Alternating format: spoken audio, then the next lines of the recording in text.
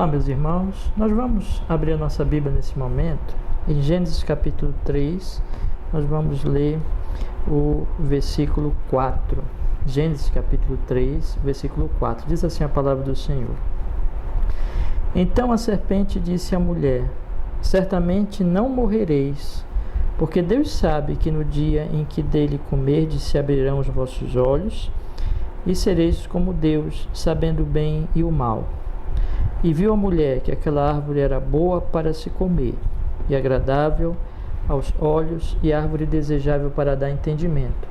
Tomou do seu fruto e comeu, e deu também ao seu marido, e ele comeu com ela. Então foram abertos os olhos de ambos, e conheceram que estavam nus, e coseram folhas de figueira, e fizeram para si aventais.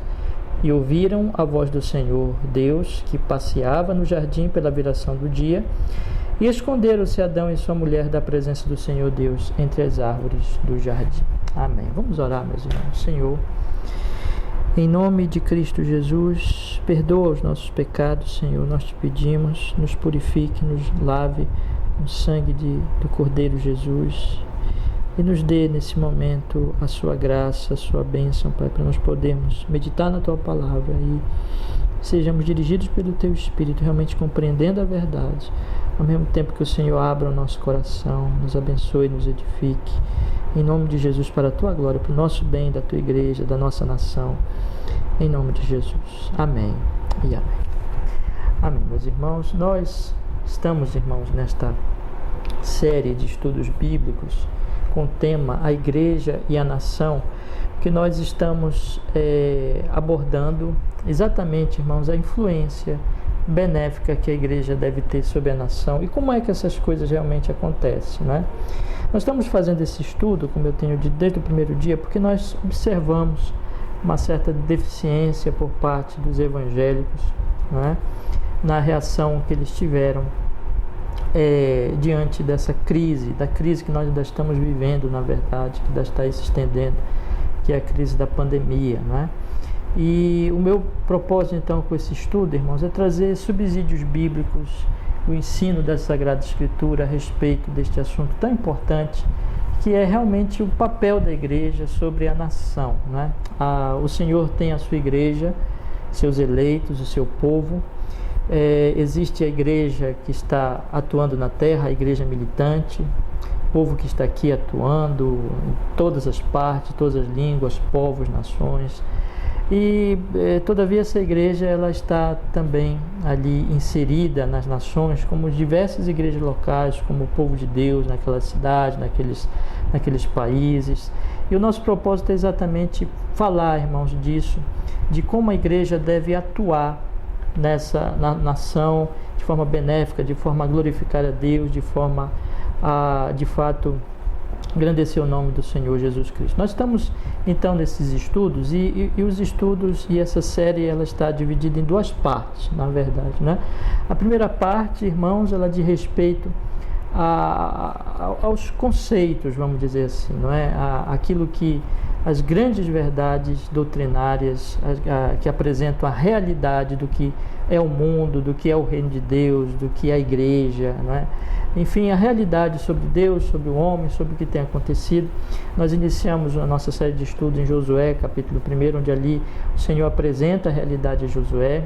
E no segundo momento, ali no versículo 8, o Senhor Deus diz: não cesse de falar deste livro da lei, antes medita nele de dia e de noite, para que tenhas o cuidado de fazer segundo a tudo o que nele está escrito. Então farás prosperar o teu caminho e serás bem-sucedido. Então nós temos esse propósito, irmãos, realmente de primeiro apresentar essa parte da realidade, como o Senhor apresentou ali a Josué, falando de Israel, falando das nações que eles iriam invadir e que Deus iria dar a eles aquelas terras, e depois dizendo a eles, no segundo momento, né, que eles deveriam obedecer à lei de Deus. Então tudo pela palavra de Deus, né? A palavra de Deus nos apresenta a realidade e a palavra de Deus também nos apresenta a maneira como nós devemos agir diante desta realidade. Então nós estamos nessa primeira grande parte, vamos dizer assim ainda, apresentando a realidade do que realmente é o mundo e a igreja como inserida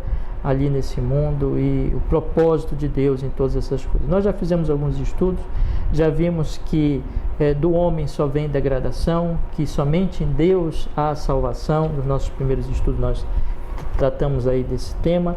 Vimos que existe, irmãos, as duas cidades, né? E que o cidadão do céu, da glória, o cristão, ele pertence a uma outra cidade. Nós fizemos a comparação também entre as cidades. E no último estudo, que nós fizemos aí uma pausa, porque tratamos aí também, fizemos outros estudos nos últimos dias, mas retornando agora, continuando de onde paramos no último estudo desta série. No último estudo nós falamos a respeito da tradição cultural perversa, como ela vai se formando, as características dela, nós estudamos. E hoje, irmãos, eu quero avançar tratando agora com vocês da inovação cultural perversa. Nós falamos no estudo anterior da tradição cultural perversa. Hoje nós vamos falar da inovação cultural perversa.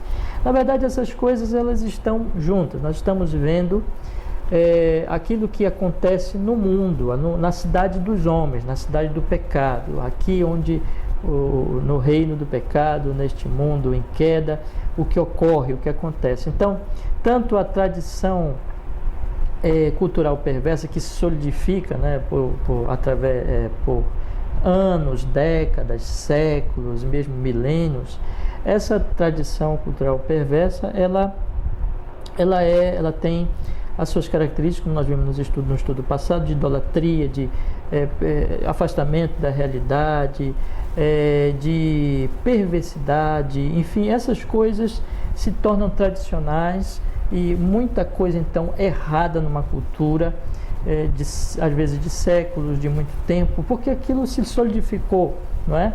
Mas essa solidificação dessa cultura, na verdade, em primeiro lugar, veio de uma inovação, né? E é sobre essa inovação que depois se torna tradicional. Então as coisas começam, como é que as coisas acontecem? Como é que uma tradição ela se forma, né?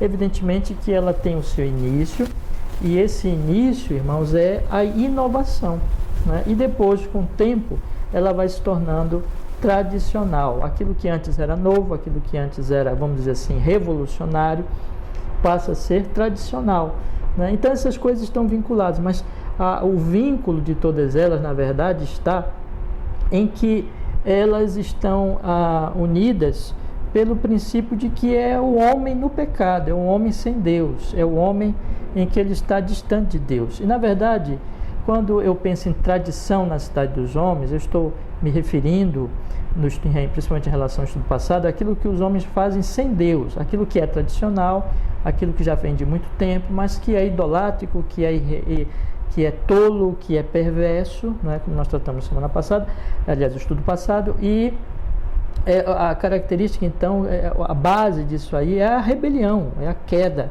é o afastamento de Deus.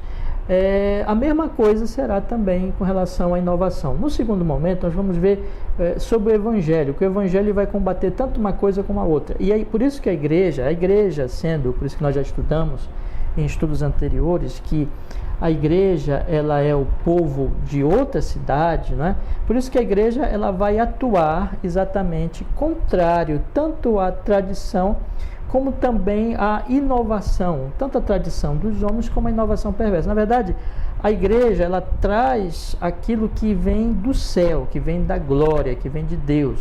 Quando eu estudei com vocês que os homens, a igreja pertence ao povo de outro, reino de outra cidade, nós vimos que o Senhor Jesus Cristo diz que ele veio do céu e que a mensagem apostólica é que nós estamos no mundo, mas nós não somos do mundo, nós somos de outro mundo.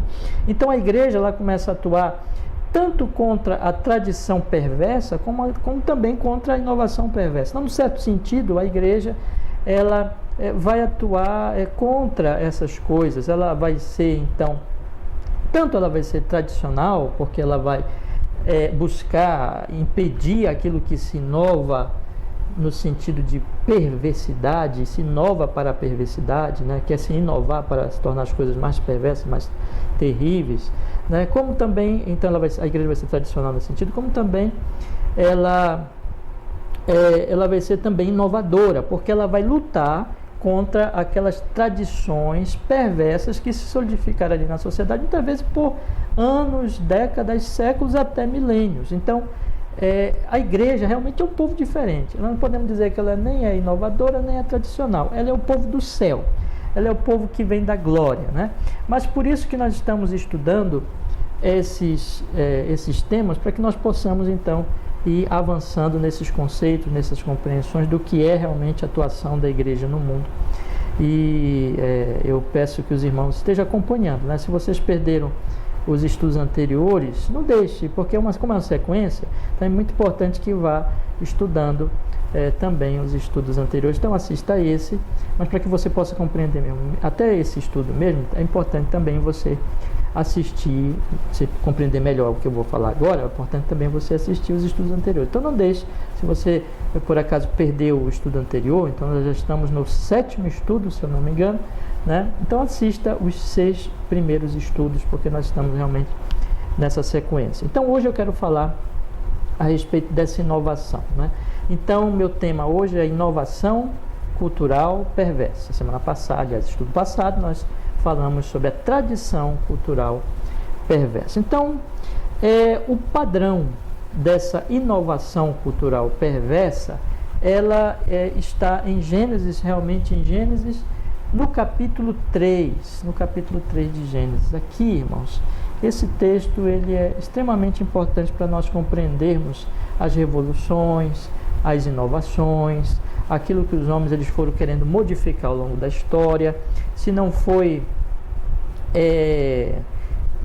ali, vamos dizer assim, orientado pela graça comum e pela graça especial de Deus, se não foi orientado, enfim, pela graça de Deus, com certeza se enquadra neste caso aqui. Tudo que vem do homem, como nós já estudamos anteriormente, tudo que vem do homem é mal. Do homem vem a degradação moral, do homem vem a piora, né? E só não piora por causa de que Deus ali contém aquela maldade, impede a maldade, né? De que ela progrida, de que ela venha evoluir, e também pela atuação do povo de Deus. Você lembra que o Senhor Jesus Cristo disse que a igreja é o sal da terra. Então uma das características do sal é exatamente impedir o apodrecimento. Então nós temos aqui este padrão, que é isso que acontece sempre nas revoluções, nas inovações, nas modificações, nas buscas, né, por um mundo utópico melhor, né? Então sempre vai acontecer isso aqui quando depende dos homens, quando não depende realmente nem da graça comum nem da graça especial de Deus. Isso aí nós vemos em todos os movimentos culturais revolucionários, progressistas, a não ser que realmente Deus esteja atuando por sua graça comum, realmente a coisa ela vai ali piorar em algum sentido, e é isso sempre que vem realmente dos homens. Então observamos aqui, irmãos, que estava tudo muito bem, não é? Com o casal. Eles estavam no paraíso, eles estavam em obediência a Deus, eles estavam em comunhão um com o outro. Então estava uma maravilha, irmãos, estava realmente muito bom. O resumo disso é a palavra do nosso Senhor no capítulo 1, em que na medida que ele vai criando todas as coisas, o que é que ele diz? É tudo muito bom, está tudo muito bom. Então o que é bom, o que vem de Deus, o que está correto, o que é justo, o que é útil, o que é bom, na linguagem, né, do Novo Testamento de Paulo, que é de boa fama, se alguma virtude existe, não é? Então é isso que era, né? Então estava tudo bem, o mundo era uma maravilha, o mundo era uma delícia, o jardim, a beleza, vocês imaginam o que era aquilo ali, a comunhão deles era perfeita, acima de tudo, e o que era a base de tudo, o que originava toda essa beleza e todo esse prazer, essa alegria, era a presença de Deus, a comunhão com Deus. Quando Deus se aproximava deles, eles não se escondiam de Deus, como eles vão fazer depois, mas eles estavam bem com Deus, eles estavam em paz com Deus e em paz uns com os outros. Mas aí então vem a serpente e coloca a sementinha da inovação, diz assim, e começa a questionar isso, e conversar com Eva, não é? E dizer para Eva que as coisas não estão tão bem assim, que a coisa não é como ela estava pensando que era, né? Bom, ela não estava pensando que era, ela estava vivendo a maravilha, ela estava vivendo a bênção, ela estava vendo isso. Mas vem então a serpente, que é o próprio Satanás, né? Ele vem ali na incredulidade e semear a dúvida e colocar para o casal, para o primeiro casal, exatamente que não, que o mundo pode ser, observe bem, olhe só, melhor, que não está bem, que precisa melhorar, que não está bem, não, que tem que melhorar. Então, é a sementinha da inovação, né? E essa inovação já começa, e é muito importante nós percebermos isso, e eu já falei isso em outras oportunidades em nossa querida congregação, os irmãos vão lembrar disso, né? Que essa inovação já começa pela aproximação da serpente, que é o diabo, né? O diabo ali está usando a serpente. E que ele não começa pelo que é, vamos colocar assim, o correto, pelo que é o tradicional, né? Pelo que é o modelo criado por Deus. Qual é o modelo criado por Deus? Bom, o homem veio primeiro, a mulher veio do homem, e ela foi criada para ser auxiliadora, idônea do homem, para ser cuidada por ele e auxiliá-lo na sua liderança. O homem é o líder. Não é? Mas o diabo já quebra, a serpente já quebra essa realidade, vamos colocar assim nessa linguagem, essa tradição, no seu método de aproximação, ele já quebra essa tradição. Ou seja, ele não vai até ao homem, mas ele vai à mulher primeiro.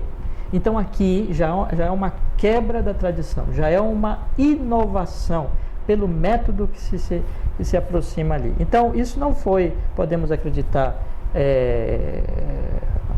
por acaso, casual, não foi sem um propósito, mas o diabo ele já estava ali quebrando realmente aquilo que é o mandato de Deus, aquilo que é a ordenação de Deus, aquilo que estava ali posto como o que existia realmente até aquele momento. Então, toda inovação, veja bem, é criar uma situação que ainda não existe, um mundo onde já se sai daquilo que Deus criou, estabeleceu, para criar um mundo onde o homem, ou diabo, né, ele vai ser o originador, o criador, um mundo novo, um mundo melhor.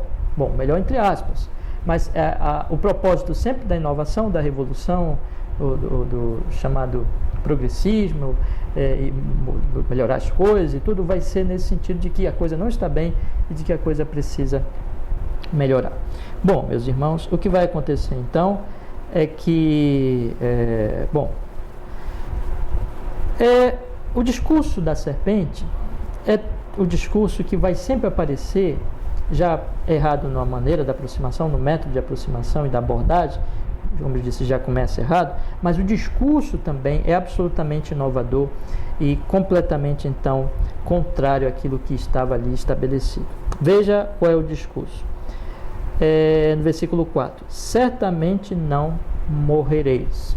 Observe, então, que o discurso começa com uma contradição à palavra de Deus e a dizer o seguinte: olha, o que Deus diz não é verdade.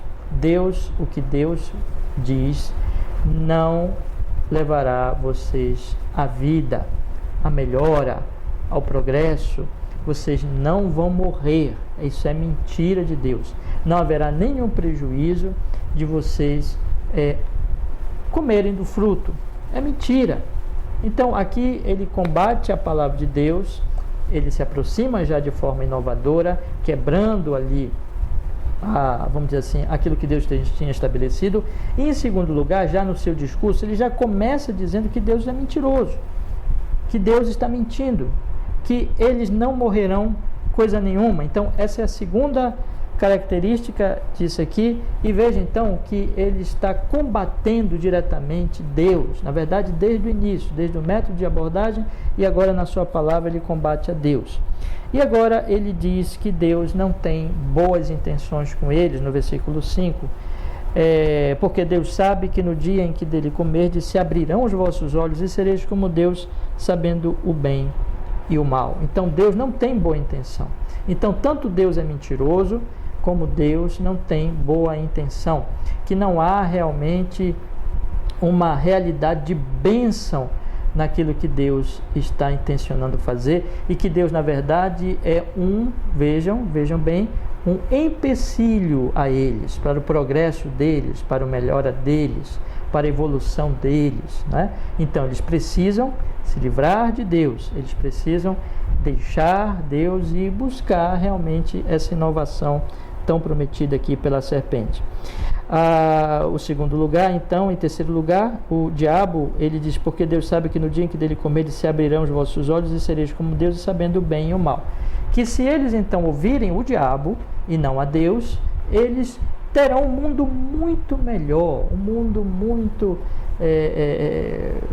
de conhecimento do bem e do mal. Ou seja, o mundo vai melhorar, o mundo dos sonhos, né? O mundo utópico, um mundo maravilhoso, um mundo que não é maravilhoso agora, que não está bom agora, que não está certo agora, isso aqui é engano de vocês estão se enganando, Deus está mentindo para vocês, Deus não é um empecilho para vocês, e vocês têm que se afastar de Deus e comer mesmo do fruto, porque na verdade Deus ele está querendo impedir vocês de melhorar, mas se vocês comerem do fruto, vocês vão então saberem o bem e o mal, e aí o mundo vai melhorar. Vai ser tudo muito melhor para vocês. Eva caiu na conversa da serpente, viu que aquela árvore era boa para se comer, né?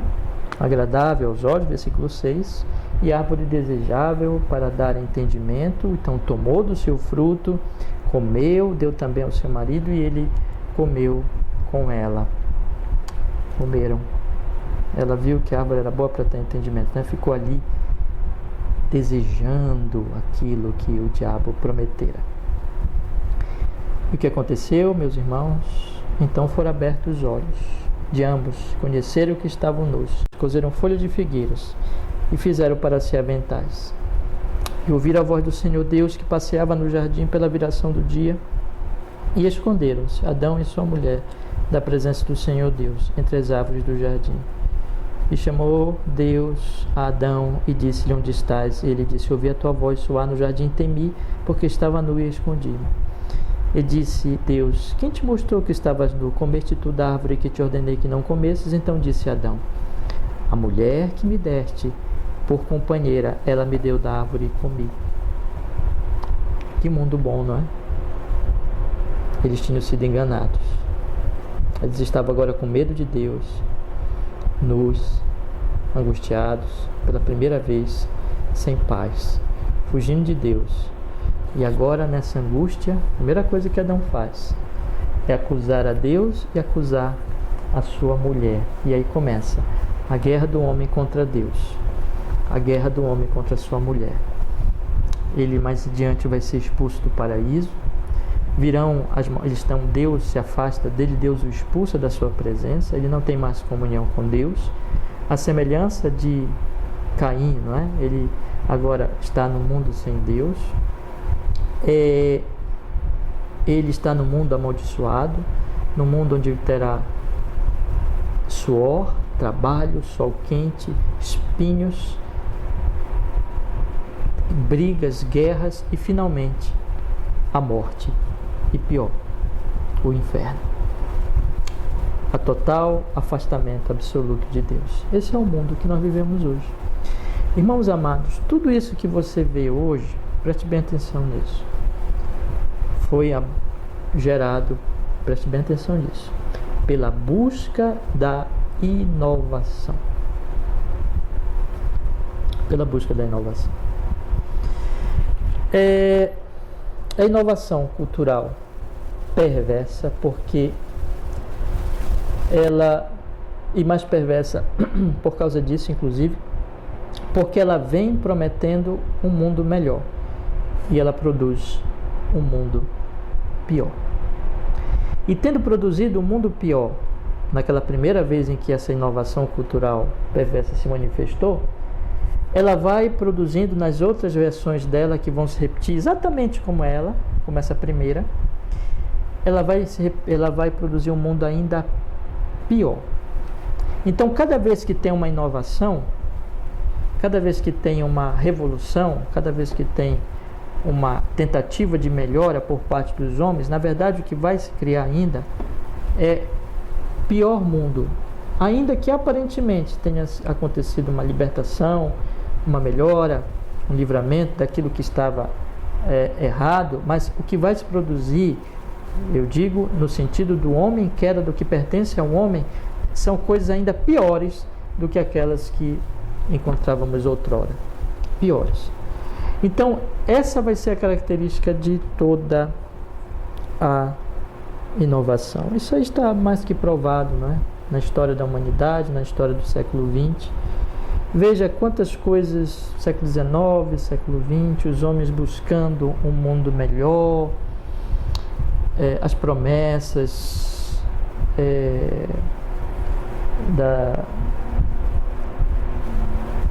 vamos dizer assim, da confiança dos homens que estava ali nos séculos, crescendo no século anterior, nos períodos anteriores ao século XX.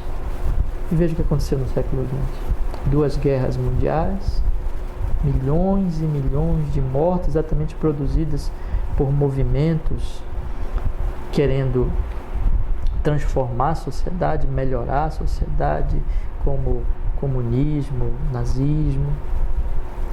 Todas essas coisas, meus irmãos, elas estão ali, sendo postas, sendo colocadas como na categoria, nós podemos dizer assim. Para dar um exemplo mais recente, isso continua no mundo, nas inovações, cada vez mais que os homens buscam inovações, todas essas coisas estão sendo experimentadas no mundo como uma realidade de que a inovação na cidade dos homens, na verdade, produz uma cidade dos homens ainda pior. Produz morte, produz destruição, produz barbárie, produz sofrimento, produz angústia, produz destruição. Todas as vezes que os homens, então, eles procuram melhorar, eles procuram avançar, eles procuram progredir, mas por si, sem Deus, eles vão produzir ainda mais morte, mais destruição, mais sofrimento. Tem sido assim sempre. Na verdade, é uma utopia achar que esse mundo vai melhorar. Os homens têm esperado isso ao longo de todos os séculos, tentado, procurado achar, voltar ao paraíso, né? Eles saíram aqui do paraíso, mas voltaram ao paraíso pelos seus esforços, pelas suas inovações. Isso aconteceu também nos últimos séculos, mas tudo o que eles produzem, tudo o que eles constroem, sempre é mais e mais e mais destruição. Mas a característica é sempre essa, meus irmãos. A abordagem, ela já é anti-Deus. Eles já começam... Quais são então as características, vamos pensar, de toda a inovação cultural perversa? Então vamos mudar, vamos melhorar a nossa cultura, o nosso país, os nossos costumes, nossas práticas, vamos deixar as tradições, vamos melhorar, né? Então, qual é a característica sempre? Sempre a abordagem, o início de tudo já é anti-Deus. Evidentemente não poderia ser favorável, né? Mas é anti-Deus, já é contrário àquilo que é divino, é estabelecido pelo Senhor. Então, o que eu quero dizer é o seguinte: aqui o método que se implanta para essa transformação, essa modificação, já é inovador, já é contrário, né? Então, nós não vamos usar as maneiras, vamos dizer assim, que já têm sido usadas e que, enfim, que vamos dizer, irmãos, se são boas, se são aprovadas, por exemplo, pela palavra de Deus, não vamos mudar, não vamos usar, vamos inovar. Então, como o diabo colocou. Em segundo lugar, também, vamos anunciar exatamente como aqui no capítulo 3, o diabo ele colocou para Eva, né, como nós falamos há pouquinho, vamos dizer o seguinte: certamente não morrereis, ou seja, vamos desprezar a palavra de Deus, vamos desprezar também, como falei há pouquinho, a bondade de Deus, vamos tirar Deus da questão. É sempre, em resumo, é sempre tirar Deus e a palavra, as ordenanças, os mandamentos, e nós, os homens, vamos criar um mundo de acordo com as nossas ideias. Então a abordagem já é contrária a Deus. As palavras e os pensamentos e as ideias e as promessas são também sem Deus e sem nada a ver com a sua palavra, né? Então, e em busca sempre desse mundo melhor. Essas sempre serão as características, então, meus irmãos. Uma abordagem ante-Deus, uma dúvida e abandono da palavra de Deus, colocando sempre o seu pensamento, as suas ideias, e esperando então um mundo melhor, não acreditando que exista a bondade em Deus realmente, mas querendo achar uma bondade utópica, né? Alguma coisa realmente que esteja em nós, que nós sabemos mais, nós somos melhores, nós somos bons, Deus não. Então vamos melhorar e vamos fazer isso. Enfim, essa será sempre a característica das revoluções, das inovações, quando elas não têm ali a operação da graça comum e da graça especial do Senhor Deus Todo-Poderoso. E qual é o resultado? Sempre aquilo que eu falei há pouquinho, a piora, a destruição, a morte. Isso que tem acontecido, meus irmãos. Mas isso é a cidade dos homens. Então, meus irmãos, nesses dois estudos, o que eu quero dizer para vocês é o seguinte: nós temos na cidade dos homens, então, tanto a tradição perversa, cultural perversa, como a inovação cultural perversa. Como eu falei há pouquinho, depois com o tempo, isso que é inovação passa a ser tradicional. Vai passar o tempo para ser tradicional. Se solidifica aquele sistema perverso.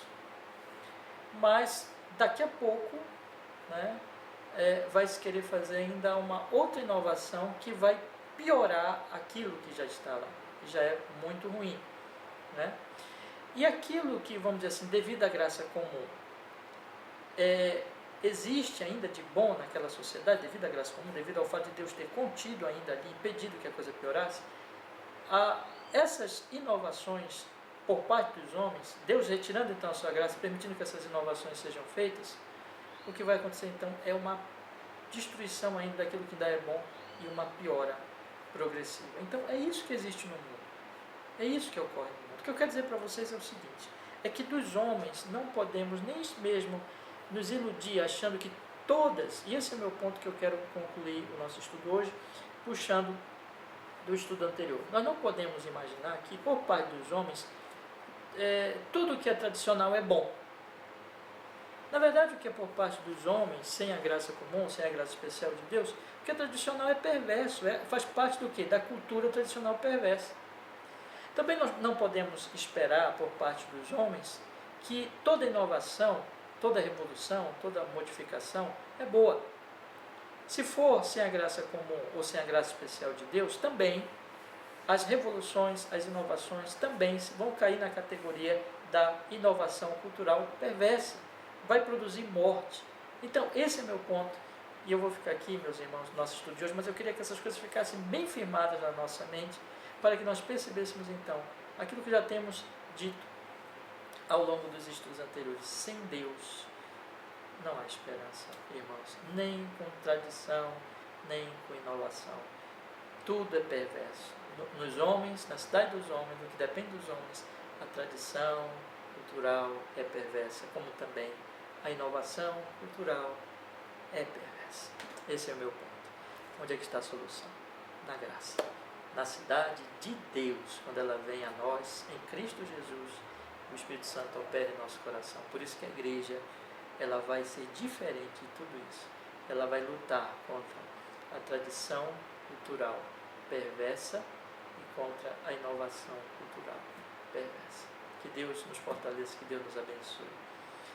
Vamos orar, vamos pedir que Deus seja conosco. Obrigado, Senhor, que nos abençoe e que nos use cada vez mais por sua graça, por seu Espírito, para sermos sal, para sermos luz e para agirmos contra a tradição cultural perversa e contra a inovação cultural perversa, trazendo a cultura do Evangelho, influenciando o nosso país, a nossa nação, a nossa cidade, a nossa sociedade, e vivendo entre nós com a cultura do céu, da glória, do reino de Deus, no Senhor Jesus. Que assim seja, Senhor. Amém e amém. Amém, meus irmãos. Que a graça do Senhor Jesus, o amor do Pai, a comunhão do Espírito Santo seja com meus irmãos hoje e sempre. Tenha uma abençoada noite no Senhor Jesus Cristo. Até logo.